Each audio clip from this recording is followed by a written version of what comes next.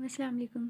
We are going to start the fat soluble vitamins vitamin A D E के। तो सबसे पहले vitamin A आ जाता है, फैट सॉल्युबल विटामिन ए। एक जो एमसीक्यू इनके बारे में ये पूछा जाता है कि कौन सी which of the following disease is not will not be present in the case of deficiency of the fat soluble vitamins या वाटर सॉल्युबल विटामिन्स, इस तरह करके पूछा जाता है।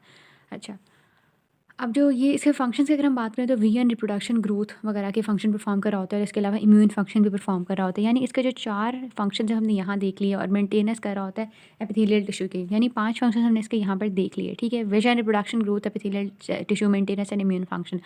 उसके बाद इसके डिफरेंट फॉर्म्स आ जाती हैं इसके स्ट्रक्चर की।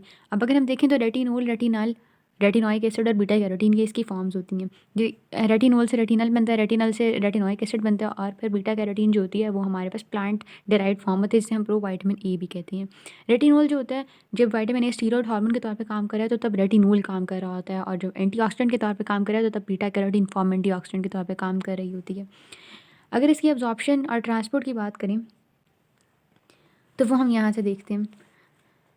ये जो अगर हम कोई भी डाइट इंटेक करते हैं तो डाइट के अंदर जो है हमारे पास विटामिन ए वो 2 फॉर्म्स के अंदर हो सकता है, या तो रेटिनाइल एस्टर्स की फॉर्म में हो गया, बीटा कैरोटीन्स की फॉर्म में हो गया। रेटिनाइल एस्टर्स जो होते हैं वो रेटिनोल की फॉर्म में हमारे इंटेस्टाइन के अंदर एंटर होते हैं, इंटेस्टाइनल सेल्स के अंदर। अब बीटा कैरोटीन्स तो एज इट इज एंटर हो गए तो बीटा कैरोटीन्स पहले रेटिनल बनते हैं, रेटिनल से रेटिनोल बनता है। हमने यहाँ भी रेटिनोल बना दिया, ठीक है, इससे भी और इससे, ये तो रेटिनोल ही आया था। उसके बाद इनकी हुई fatty acid oxidation, fatty acyl को ए आया और रेटिनाइल एस्टर्स बन गए। ठीक है, अल्कोहल के बाद एस्टर्स बन गए। ये था इंटेस्टाइनल सेल। अब इसने जाना है बाहर, ट्रेवल करना है तो काइलोमाइक्रॉन्स की फॉर्म में ट्रेवल करेगा। काइलोमाइक्रॉन के जो रेमनेंट्स होंगे वो कुछ लिवर के अंदर जाएंगे और ऑल ट्रांस रेटिनोल बना देंगे। ऑल ट्रांस रेटिनोल ने अगर स्टोर होना होगा तो वो रेटिनाइल पैल्मिटेट बना देगा। ठीक है, लेकिन अगर उसने ट्रेवल होना है तो फिर वो रेटिनोल रिसेप्टर बाइंडिंग प्रोटीन के साथ जाके लगेगा, रेटिनोल बाइंडिंग प्रोटीन के साथ। यहाँ पर वो जाता है, रेटिनोल रिसेप्टर पे जाके लगता है और यहाँ पर वो रेटिनोल बाइंडिंग प्रोटीन पे जाके लगता है। रेटिनोल बाइंडिंग प्रोटीन जो होती है वो फिर जाती है रेटिना ऑफ द आई में। ऑल ट्रांस रेटिनोल बिल्कुल इसी तरह यहाँ पर आ गया। अब यहाँ पर भी रेटिनोल से रेटिनल एस्टर्स बने थे ना नीचे भी, तो यहाँ पर भी ऑल ट्रांस रेटिनोल से ऑल ट्रांस रेटिनल एस्टर्स बन जाएंगे। उसके बाद फिर रेटिनोल और रेटिनल, यानी रेटिनोल और रेटिनल इस तरह। 11 is retinol, 11 is retinal. For the sake of the remembrance हम इसे इससे कंपेयर कर सकते हैं कि इस तरह हमने सीक्वेंस को रखना है। और उसके बाद यहाँ पर जब ऑप्शन आता है तो रोडोप्सिन जो होता है पर आके एक्ट करता है और फिर लाइट पड़ती है, फिर ऑप्शन रिलीज हो जाए और ऑल ट्रांस रेटिनल फिर दोबारा बन जाता है, जिससे हमारे पास ऑल ट्रांस रेटिनोल बन जाता है और वीएन साइकिल चलता रहता है। अब जो मैं बात करी थी कि रेटिनोल रिसेप्टर्स होते हैं वो बेसिकली यहाँ पर से तो वो रेटिनल बाइंडिंग प्रोटीन के साथ ही आते हैं। रेटिनल बाइंडिंग प्रोटीन जो होती है वो ट्रांसथायरेटिन होती है। उसके बाद वो आ गया हमारे पास किसी भी अपने टारगेट टिश्यू में, वहाँ पर रेटिनोल जो था वो रेटिनोइक एसिड बना गया। ठीक है, रेटिनोल से रेटिनोइक एसिड बन गया। अब रेटिनोल से रेटिनोइक एसिड बनने के बाद रेटिनोइक एसिड रिसेप्टर पर जाके लगा और वहाँ पर उसने जीन एक्टिवेशन कराई, एमआरएनए बनाया, स्पेसिफिक प्रोटीन्स बनाए और उन स्पेसिफिक प्रोटीन्स ने फर्दर सेलुलर डिफरेंशिएशन करा दी।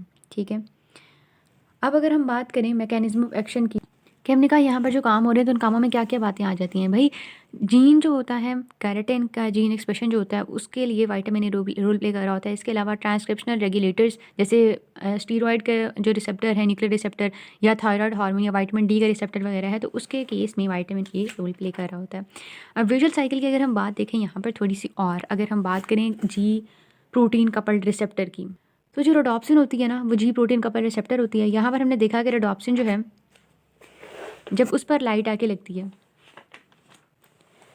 तो फिर उसकी फोटोकेमिकल आइसोमराइजेशन होती है। ठीक है, वो ऑल ट्रांस रेटिनल और ऑप्शन रिलीज करती है। ऑप्शन निकल जाता है और ऑल ट्रांस रेटिनल नीचे आ जाता है, जिसने वापस जाके हमारे पास दोबारा वीगन साइकिल को रेगुलेट करना होता है। ठीक है, इस प्रोसेस से क्या होता है कि हमारे पास जो जी प्रोटीन ट्रांसडक्शन होती है वो एक्टिवेट हो जाती है, जिसकी वजह से नर्व इम्पल्स ट्रांसमिट होती है ऑप्टिक नर्व से ब्रेन की तरफ, और इसी से हम देखते हैं।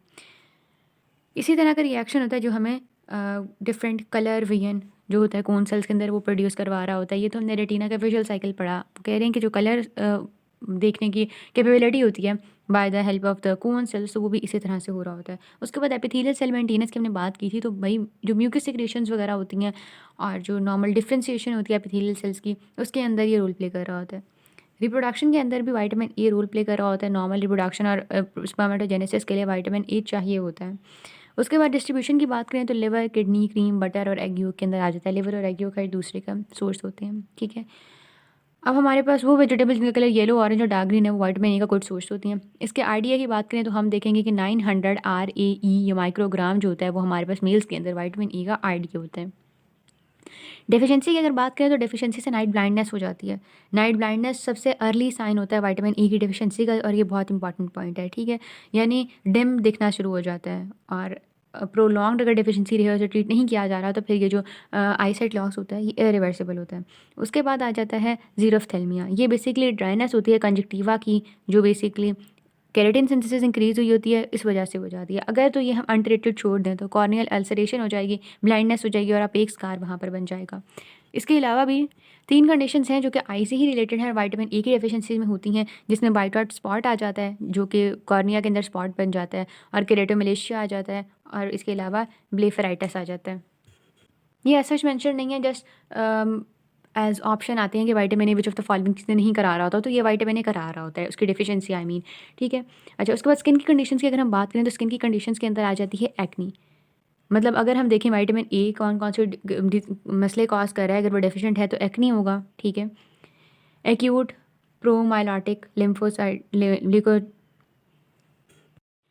स्किन की कंडीशंस अगर हम देखें कौन कौन से करवा रहा होता है तो उसमें एक्नी आ जाता है, ठीक है। एक्नी जो होता है उसे हम रेटिनोइक एसिड दे के ट्रीट करते हैं। इसके अलावा स्किन की एजिंग हो गई तो वो सारे जो हैं हम ट्रेटिनोइन या ऑल ट्रांस रेटिनोइक एसिड जो है उसी को दे के ट्रीट कर रहे होते हैं। लेकिन ट्रेटिनोइन जो है हम वो ओरली नहीं देते क्योंकि ये टॉक्सिक होता है।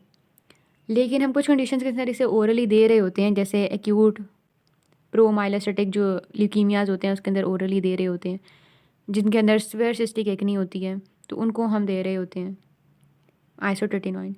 लेकिन स्टिल ये जो आइसोट्रेटिनोइन वगैरह होते हैं ये हम नहीं दे सकते इन the case of the pregnancy. Oral synthetic retinoid जो होता है उसे हम सोरियासिस के अंदर दे रहे होते हैं, सोरियासिस के अंदर।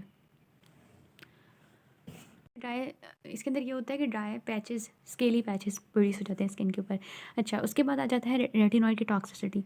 अगर ज़्यादा टॉक्सिक हो जाए तो हमारे पास हाइपर वाइटामिनोसिस ए हो जाती है, ठीक है। इसके केस में ये जो हमारे सिम्टम्स होंगे वो स्किन पर रिफ्लेक्ट होंगे, स्किन जो होगी वो बहुत ड्राई हो जाएगी, ठीक है। और उसमें केराटिन सिंथेसिस डिक्रीज़ हो जाएगी, क्योंकि हमने पढ़ा के जो जीन एक्सप्रेशन हो रहा था इसके अंदर केराटिन सिंथेसिस के अंदर भी ये जीन एक्सप्रेशन जो विटामिन ए करा रहा होता है वो रोल प्ले कर रहा होता है, तो केराटिन सिंथेसिस डिक्रीज़ हो जाएगी और स्किन ड्राई हो जाएगी। इसके अलावा लिवर एनलार्ज हो जाएगा और सिरोसिस हो जाएगी लिवर की, और सीएनएस का जो इंट्राक्रेनियल प्रेशर है वो इंक्रीज़ हो जाएगा। और इसके अलावा प्रेग्नेंट वुमेन के अंदर हम विटामिन ए को इंजेस्ट नहीं करा रहे होते बिकॉज हमारे पास स्टेटोजेनेसिस का खतरा होता है, ठीक है। और इसके अलावा बोन ग्रोथ जो होती है उसके अंदर भी ये रोल प्ले कर रहा होता है। बोन के अंदर मिनरलाइजेशन डिक्रीज़ हो जाएगी इन the case of the vitamin A deficiency.